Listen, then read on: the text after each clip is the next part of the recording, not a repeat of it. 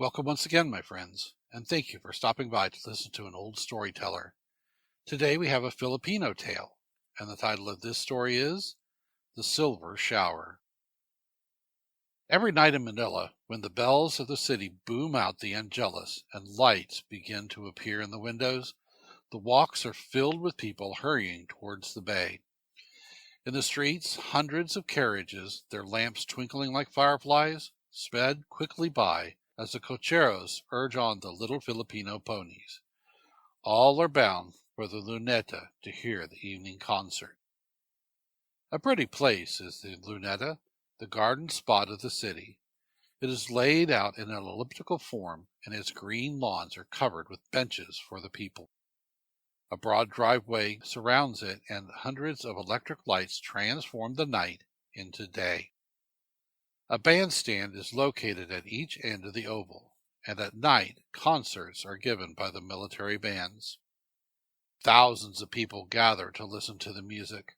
The bright uniforms of officers and men, the white dresses of American ladies, the black mantillas of the dark-eyed senoritas, and the gaily colored camisas of the Filipino girls show that the beauty and chivalry of Manila have assembled at the concert.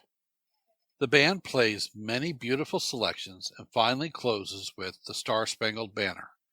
At once every head is bared and all stand at rigid attention till the glorious old song is finished. Then the musicians disperse, the carriages drive away, and people return to their homes. Many, however, linger on the benches or stroll along the beach, watching the water curling up on the shore. As the waves reach the land, a soft light seems to spring from them and to break into thousands of tiny stars.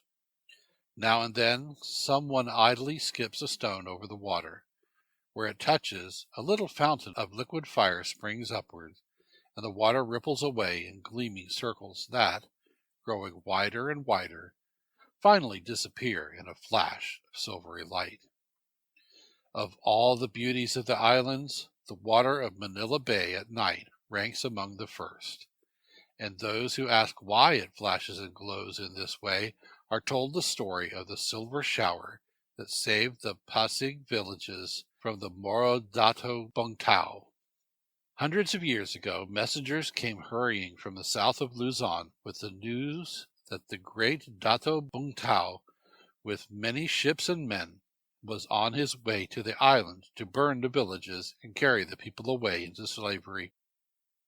Then great fear came into the hearts of the people, for the fierce Dato was the terror of the eastern seas, and all the southern islands were reported captured. Nevertheless, they resolved to defend their homes and save their people from shame and slavery.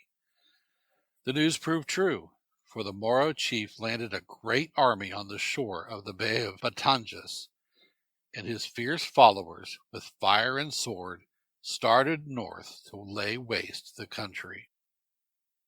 For a time they drove all before them, but Luzon was up in arms against them, and great numbers of warriors hurried southward to battle with the Moros.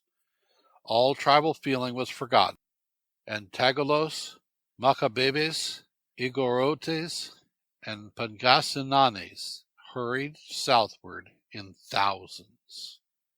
The Moros presently found themselves checked by a large army of men determined to save their homes or to die fighting. Near the present town of Imus, in Cavite, a battle was fought and the Moros were defeated. Then they retreated southward, but great numbers of Bicoles, Tinguianes, rushed up from the southern part of the island and blocked their way. On the shore of the great lake Bombon, the final battle was fought. The Moros were killed to a man, and with great rejoicing the tribes returned north and south to their homes. But in the meantime Bung Tao had not been idle. After landing his men with his 200 ships, he set sail northward, never doubting that his army would sweep all before it. A typhoon carried his fleet far south into the China Sea, but he steered again for Luzon, and 3 weeks later was in sight of Corregidor Island. He sailed down Manila Bay and drew up his fleet in front of the villages of the Pasig River, the present site of Manila. On the shore the people gathered in terror, for all the warriors had gone to fight the invading army, and only old men and women and children remained in the villages. Hastily they called a council and finally decided to send a messenger out to the Moro chief with all the gold and things of value they possessed, thinking thusly to satisfy the fierce Dato and save their village from harm. Accordingly, the women gave their rings and bracelets, and the men their bangles and chains. Everything of value was taken from the houses. Even the temples of prayer were stripped, and all the ornaments taken. So great was the fear of the people that they even sent the gold statue of the great god Kaptan, that was the pride of the tribe, whose members came miles to worship it. As Bung Tao was preparing to land and attack the town with his sailors, the messenger in his canoe came alongside the ship and was at once taken before the Dato. Trembling with fear, the old man with signs begged for mercy for the people on the shore. He pointed to the presents and offered them to Bung Tao. Then, placing the golden image of Kaptan at the feet of the Moro and bowing low, he again pleaded for the women and children. Bung Tao laughed in scorn at the offer. On his island was gold enough to satisfy his people. He needed slaves to work the fields, for it was beneath the dignity of such warriors as himself and his companions to labor. So he kicked the messenger from him, and, with a curse, picked up the sacred golden image and threw it far over the water. Instantly the sky grew dark, and blackest night covered the land. The messenger felt himself seized by invisible hands and carried to the shore. Then suddenly the heavens opened, and a shower of silver fire rained on the Moro boats. In vain the Moros tried to escape. The fire hemmed them in on every side.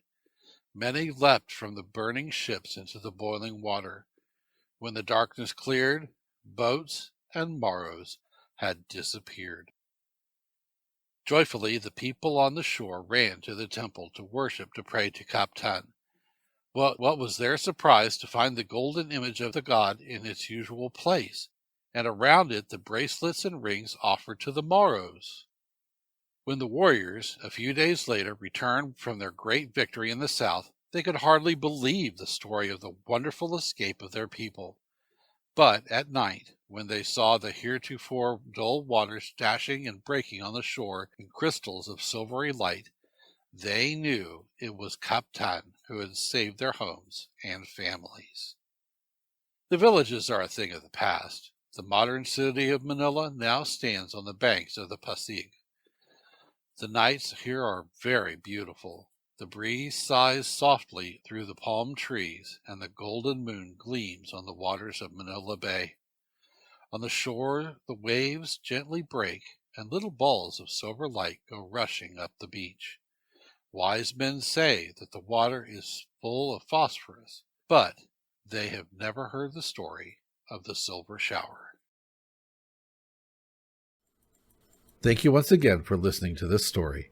If you enjoyed this story, please press that like button. Also, please help an old storyteller out by subscribing to my channel. The next story will be posted in a few days, so until then, may your story continue to be a good one.